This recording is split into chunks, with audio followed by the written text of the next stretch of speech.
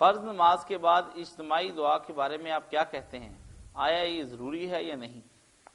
اجتماعی دعا تو بالکل کہیں نہیں آئی.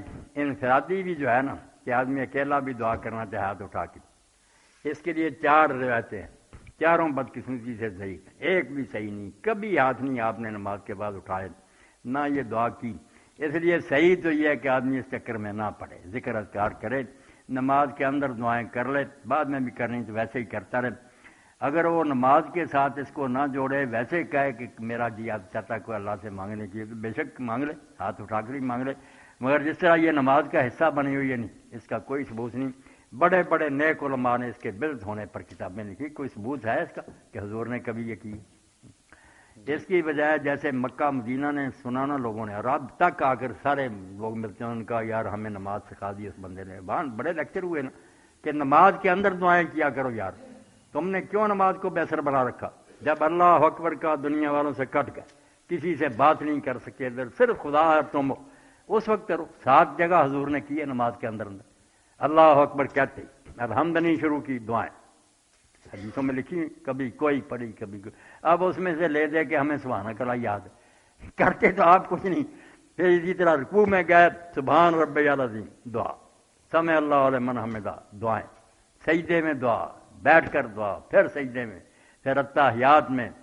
2 موقع تو آپ نے فرمایا بالکل ان سے فائدہ اٹھا لو. سجدہ اقرب ما یکون العبد من ربہ وہو ساجد، فرمایا رب کے سب سے زیادہ قریب اس وقت بندہ ہوتا ہے جب وہ سجدے میں سر رکھتا ہے. اب اس سے زیادہ آج کیا کہ جیسے کسی کے پاؤں پڑ جاتا نا، ایسی بات. فرمایا اس وقت زور لگا دعاؤں میں، فَقَامِنٌ يُسْتَجَابَ لَكَ، گارنٹی دی ہے خدا نے کہ تو پاؤں پڑھ کر مانگے گا تو قبول کرے گا. اس لیے 3 بار سبحان ربی العظیم پڑھو، بعد میں دعا میں لگ جاؤ، دعائیں کرو جتنی جی چاہتا. اور آخری التحیات درود شریف پڑھ کر سلام سے پہلے جی بھر کر لو جتنی کرنی. اور ابن قیم رحمۃ اللہ نے بڑی مثال پیاری دی کہ تم کسی افسر سے ملنے جاتے ہو، اب اس وقت تو بات نہ کرو جب اس کے پاس بیٹھے ہو، اور جب السلام علیکم کر چل پڑو پھر چودھری صاحب یہ بھی کہنا تھا یہ بھی کہنا. بھائی جب السلام علیکم ہی کہہ دیا، آپ معراج سے باہر آ گئے، بندوں سے آپ ملے، اب یاد آیا تو 7 جگہ. اور یہ بھی میں نے بیان کر دیا، اور اب بھی کہتا ہوں کہ اس کے لیے عربی زبان کی ضرورت نہیں. نظم میں نثر میں شعر پڑھیں گے، ویسے جس سے رونا آ جائے نا آپ کو اپنی بولی میں، مانگیں خدا سے جو بھی مشکل درپیش ہے، سجدوں میں التحیات میں مانگتے جائیں. آپ اس طرح کی نماز پڑھنا شروع کریں، 17 رکعت شکری بجائے 4 ہی پڑھ لینا، آپ کو مزہ آ جائے گا کہ یار رب سے باتیں کرتے تو آپ کچھ نہیں. عربی میں آپ کیا مانگیں گے؟ وہ تو زبان ہی دوسری، اپنی زبان میں مانگیں. ایک حاجی تجمل حسین سے رحمۃ اللہ علیہ بات یاد آ گئی اور اس پر ختم کرتے ہیں. یہ حاجی امداد اللہ مہاجر مکی رحمۃ اللہ علیہ کے مرید تھے. حاجی صاحب آخر میں برطانوی حکومت کے خلاف جہاد کیا، پھر ورنٹ جاری مکہ چلے گئے، وہیں دفن ہوئے. بہت بزرگ تھے اور یہ سارے بڑے بڑے بزرگ ہندوستان کے انہیں کے مرید تھے، حاجی امداد اللہ مہاجر مکی. اب حاجی تجمل حسین ان کے ماننے والے تھے. انہوں نے ایک دن نا وہ مینا کی طرف نکل گئے. اب وہاں نماز ہو رہی تھی فجر کی، تو شافعی امام نماز پڑھا رہا تھا.